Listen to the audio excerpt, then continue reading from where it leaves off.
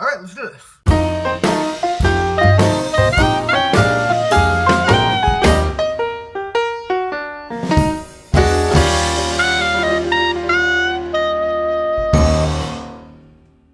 What's up, everybody? Welcome to another video here on my channel, Griffy D-Pad channel. That's right.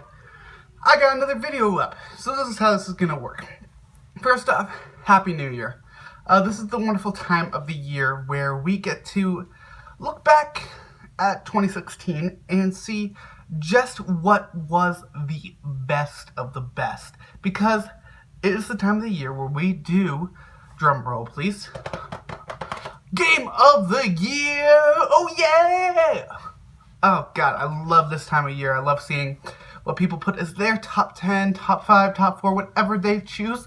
And it's time that I throw my hat in the ring and give you my top 10. But first, I do have a bunch of honorable mentions, so let's check those out.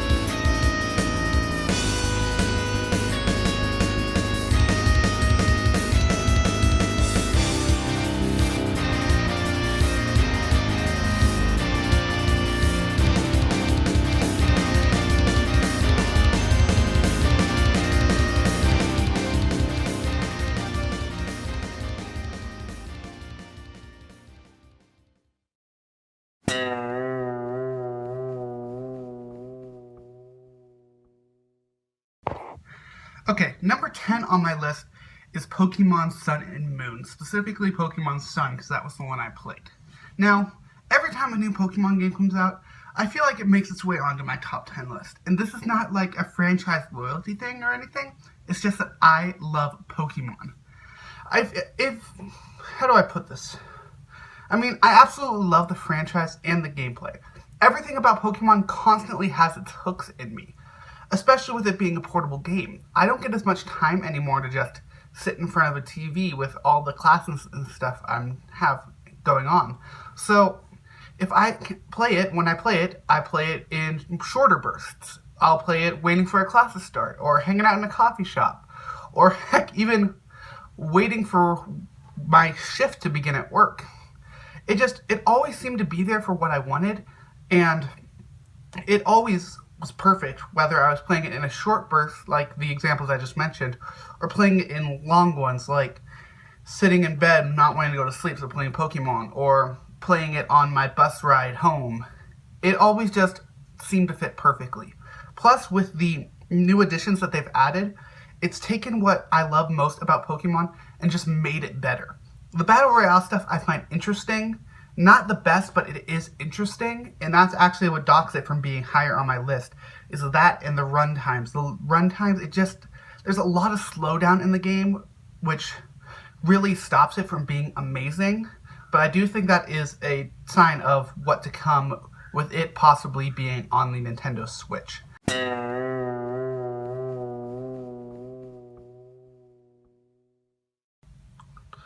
Alright, number 9 on my list is Valkyria Chronicles Remastered. Normally, I wouldn't include a remaster or a re-release on my top 10, but I am going to make an exception for this game and one future game that you will see in a couple numbers. Now, the reason I'm making an exception for this one in particular is that I did not play it when it first came out. Now, knowing this, I haven't finished Valkyria Chronicles Remastered, but I do want to. And the pure level of strategy in this game is partially why. One level in particular can take either 5 minutes or 2 hours, depending. I have spent 2 hours beating this level, and I have spent 5 minutes beating this level, so I can confirm on that front. It was an interesting game. It nails turn-based combat like I have never seen done before.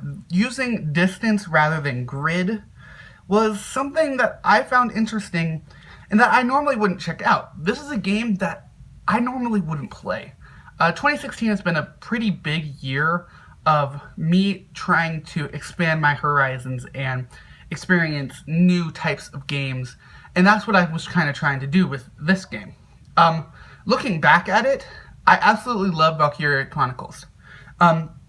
It's the story, the art, the gameplay, it all just meshes together to form a perfect game. Well, nearly perfect. There are a couple little bugs here and there, and the load times are not great. And I'm not a huge fan of some of the parts outside of combat and story, but other than that, I love this game.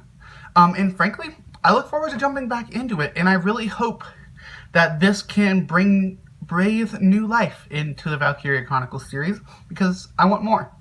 It's a fun game, and I'd love to play again.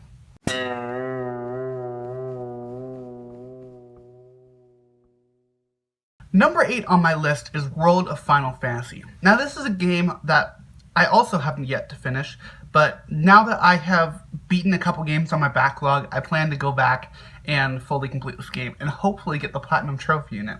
I hear it takes a little bit of time and is a little bit difficult, but I do want it because that's how much I liked this game. I really enjoyed this because, frankly, it came out at the right time for me. It felt perfect and at home on both my PlayStation 4 and my Vita. Especially the Vita. It was nice to just have it right there. I mean, it works perfectly on the Vita as well as the PlayStation, and I can't iterate that enough. Because this game is one of the few good big games that came to Vita this year. Because, I mean, yeah, it's true, the Vita is dying. I don't want to admit it. In fact, if you listen to most of my videos, you'd think that the Vita was alive and well because I play it all the time. But it felt perfect. It had a couple interesting hooks. First off, the art style was really cool with the whole idea of changing your size even. And the comedy. This might have just been the funniest the funniest Final Fantasy game, there we go, that I have ever played. It was cool to see all of the characters that I've grown to love come back for another round. I haven't played every Final Fantasy game, so it was also just cool to get introduced to these new characters and say, oh, hey, I don't know that character. What game was that from? What is their story? But my favorite part about it is actually the actual combat itself. You have for those of you that don't know, you have two different styles of fighting. You have small version you and big version you. Each with their own different parties, they still have the same sort of combat, though. I liked that I could make different parties based off of the size of my characters and stacking them accordingly. The stack combat alone was really impressive. And it was interesting to see because I don't think I've ever seen a game do that particular thing before. And it felt right.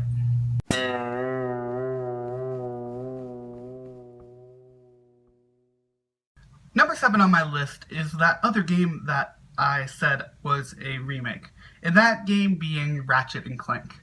Now, the reason this is also on my list is I also didn't play this when it first came out, although I want to, and I will eventually get it on my Vita.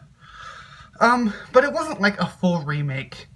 And they had the movie coinciding with it, and there was all that stuff. But this was one of those games where I just wanted it to be perfect, and it was. The completionist in me really kicked in, wanting to get all the cards and all the bolts and all that stuff, fully upgrade my weapons, all that, and I had a lot of fun doing so. And the combat, the actual gameplay itself, fighting things, switching weapons, traversing the worlds, it was all super fun and felt so fluid and perfect. And the world itself, it was beautiful. It felt like playing a Pixar game. Like, and that's really saying something because Disney released a Disney Infinity Pack for Inside Out, a Pixar movie, and they released games of a Pixar movie, and this still felt more like playing a Pixar movie. Gotta say Pixar a lot there. Here's the problem, though. The movie. The actual Ratchet and Clank movie totally destroyed this game. I mean, all of the... Okay, I just gotta say it like this. That movie was terrible. That movie was not good at all whatsoever. And that, I think, affected the game's sales at the very least. I think people saw this terrible movie and thought, oh, the game's probably like that too. Don't want to check it out because of that. And I think that really is a shame, because it was a good game. Everything about it was awesome, and I really wish that this game had gotten more limelight, because it was great. It was definitely up there in my games, and that's why it's number 7 here. It was just, it's really too bad that it coincided with the movie, and I frankly wish that that movie never even came out.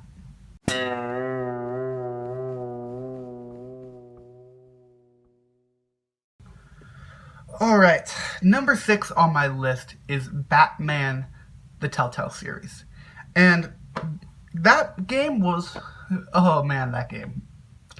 I loved that game. That game was one of my favorite Telltale games of all time. The only Telltale game that beats it, in my personal opinion, is Tales from the Borderlands. Now, there were the obvious things you would expect with Telltale games. It's still on the terrible engine, and I really wish that Telltale would just fix their engine first before making games. Delay your games. We don't care, just fix the engine. And I get that this engine is going to have problems, being that it is on so many different consoles. iPhones, iOS, Android, computer, PlayStation, Xbox. They might even have plans for Switch. We don't even know that answer yet. But anyways, it was going into it, and I thought it was going to be cool. Now, I did have my worries about Batman Telltale. When they release the information, and there are going to be spoilers in this because I can't talk about this game without spoiling it. Going into it, after the first episode with the release of Gangster Wayne's and Children of Arkham, I did not think that they were going to stick with it. And I was actually pretty worried that they weren't going to stick with it. I thought we were just going to get another Joker story, which one I would have been happy with. But one of the things that really pushed us to the top was that they didn't do that. That they decided to go with their own thing, with their own twists, taking their version of the heroes and villains and all of the characters of the Batman universe. And it intrigued me. I really felt like my decisions meant something, and I really cared about the different interactions I had, especially with Alfred and Selina Kyle, and even Vicky Vale and Commissioner Gordon and Harvey Dent, and heck, even Oswald Cobblepot, which was really surprising to me. This game was 2, and I can't stop theorizing about what we might see in Season 2. I would love to see Robin in it, because let's be honest, that would just be awesome. And, I mean, let's be honest, we are going to get a Season 2, right? I mean, come on, right? Please?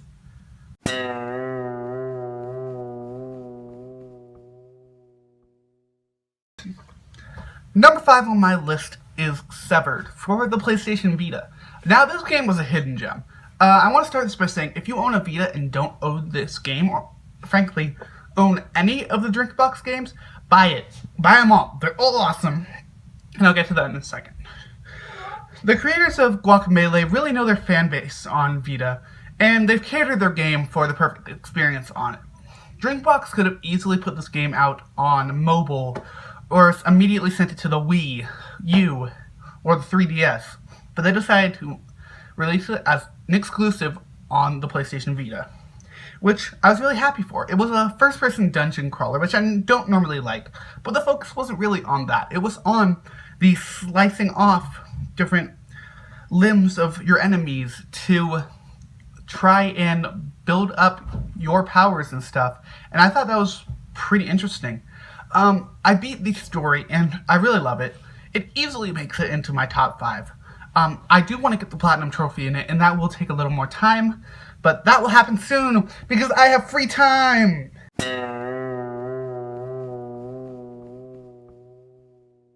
Okay, number 4 on my list was Final Fantasy 15, and yes, I do have 2 Final Fantasy games on my top 10. I love the series. This game was utterly tortured in development. It has such a stupidly long lifespan for it, and I kind of thought the end times were coming when I finally was holding this game in my hand.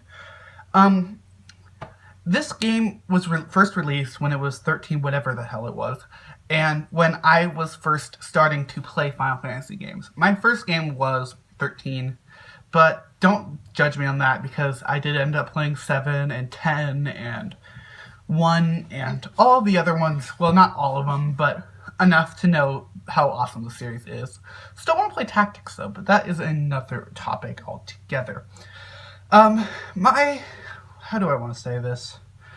This game was exactly what I wanted. I mean, I guess I've been saying that a lot because that's the easiest way to put it. These top 10 games, part of the reason I had so much fun with them is that they came when they needed to come. They were what I needed them to be when I played them. Now, there were a couple bugs. I mean, there's a lot. There's the whole them wanting to add more into this game. And I completely get it. But I frankly am not really caring about the story. I'm caring more about the relationship between Noctis, Gladiolus, Prompto, and Ignis. I'm caring more about the actual world itself. The big centerpiece battles are still there. The awesome side quests are really what I'm loving in this game. And overall, it just feels right. I mean, I'm consistently immersed in this world, and the gameplay loop and grind is one of the best that I've actually seen this year. It's been exactly what I wanted it to be, and that's what's good. I mean, temper your expectations to what you want the game to be, right?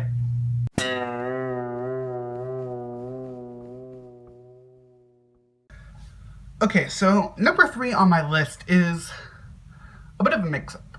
So originally I had Oxenfree as my number 3 game, but then I did some thinking about it and I wanted to change that.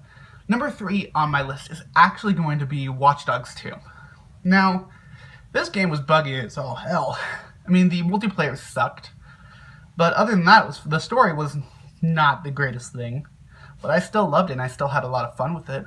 I platinumed this game this year, and I'm actually kinda proud by that. It was a fun game, and it was, again, exactly what I wanted. I talked earlier about being fatigued a little bit on the open world, and I stepped away from open world for a while, and this was kind of my step back into open world games, and I had a lot of fun.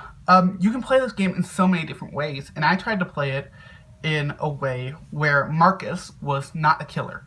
I did not see Marcus as a killer, and whenever I got into a gunfight, frankly, it just felt weird.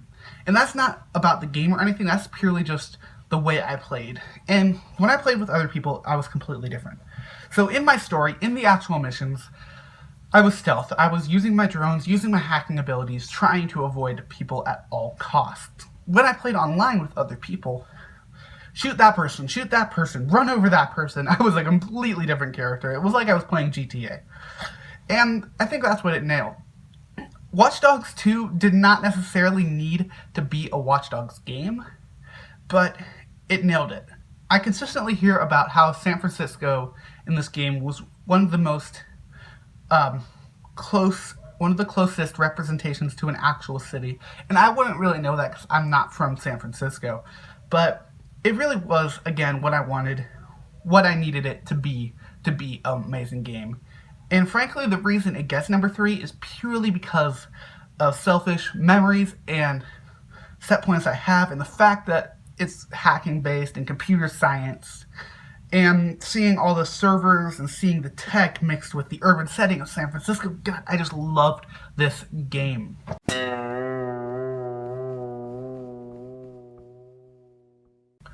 Okay, we've made it to number 2 on my list.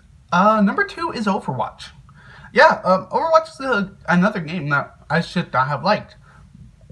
It's a first-person shooter, MMO aspects, all online multiplayer, made by Blizzard. Not that that means I would hate it, but Blizzard is a good company. I loved it.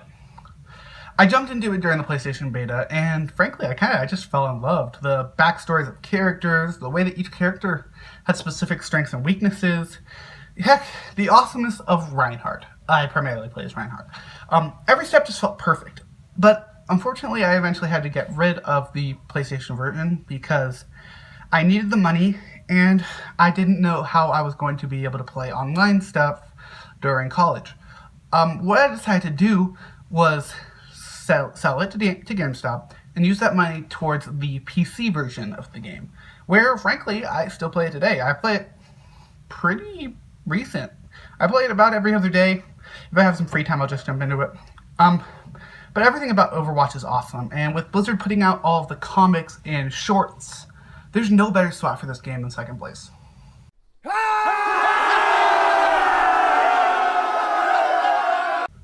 Okay, the number 1 spot is finally here. We have reached the number 1 game of 2016, my favorite game this year. It's Uncharted 4: Thieves' End. It's pretty typical if you've been following how I've been this year. Naughty Dog is my favorite developer of all time, and Uncharted is my favorite series of all time. And this deserves the number 1 spot, because it felt like a perfect wrap-up for the series while being a perfect standalone game. I mean, the house scene at the beginning of the game alone made me nostalgic. And the ending, frankly, brought me to tears because of everything I have been through with this game. This series has been there for me whenever I needed it. I didn't get to play this until the Uncharted collection on PS4, because I didn't have a PS3. PlayStation 4 was my first PlayStation console. But it felt like the most pivotal points of my life have been while I've had this PlayStation. And that's not like correlating to it or anything, it's just that this has kind of been my time for growing up and all that crap. Beside the point. When I needed a game for escapism, I would play this. When I needed a game to forget about my troubles, which is the same thing, I would play this. When I just wanted to play a beautiful game, I'd play Uncharted. It always just seemed to come back to Uncharted. Drake, Sully, and Elena are 3 of the characters that have inspired me the most out of any character in any sort of anything. They've almost inspired me as much as actual human being people. These games are even why I want to become a game developer. Like, it's interesting to think about it, to trace back, like, okay, I want to do this, why? And I traced it back, and it was this, because these games made me feel important, made me realize what I want to do, and I want to share that with other people. But to the actual game itself, it nailed everything. It was Uncharted, which is, the combat was a little bit better than the other 3 games, way better than 1. The climbing was the same. It was interesting seeing the grappling hook. And again, it's the whole suspension of disbelief, like, why hasn't he been using this the entire time? But I cared about it every step of the way. Story, gameplay, graphics, music, everything. The Uncharted 4 soundtrack alone has become the most played album on my iTunes. And I play it a lot, actually, on my radio show, Pop Culture Paradise. Check it out on KBBR Corvallis. Shameless plug. But yeah, this game absolutely deserves the number 1 spot. Because it was the best game. It was emotional. It was gripping. It was action. It was everything. There could not have been a better game this year than Uncharted 4. And is it selfish because I'm bringing in the other 3 games? Yes. But I have other sequels on this. I have a 15th game in a series. I have a second game in a series. And those bring along what was before it too. But this game, just the wrap up it gave, there was no better way to go out on the Naughty Dog series. And that was my top 10 to review. Number 10, Pokemon Sun. Number 9, Valkyria Chronicles Remastered. Number 8, World of Final Fantasy. Number 7, Ratchet and Clank. Number 6, Batman Telltale. Number 5, Severed. Number 4, Final Fantasy 15. Number 3, Watch Dogs 2. Number 2, Overwatch. And number 1, Uncharted 4. Thank you all for watching. Hope you all had at least a decent 2016. I know a lot of stuff happened. Here's to a wonderful 2017. Another year for amazing games, and frankly, hopefully just better life in general. It's going to be interesting to see what happens in this coming year. So yeah, if you enjoyed this video, please like, subscribe, share, leave a comment, and tell me what your favorite game of 2016 was, or if you want to, tell me what your favorite game coming is for 2017. I'll give you a spoiler alert minus Persona 5. Yeah, follow me on Twitter at GriffyDpad for updates on my videos and video game streams, and frankly, life in general, because I post more of that than I do normally. And yeah, have a wonderful 2017. Love life, live happy, and keep on keeping on. Bye, everybody.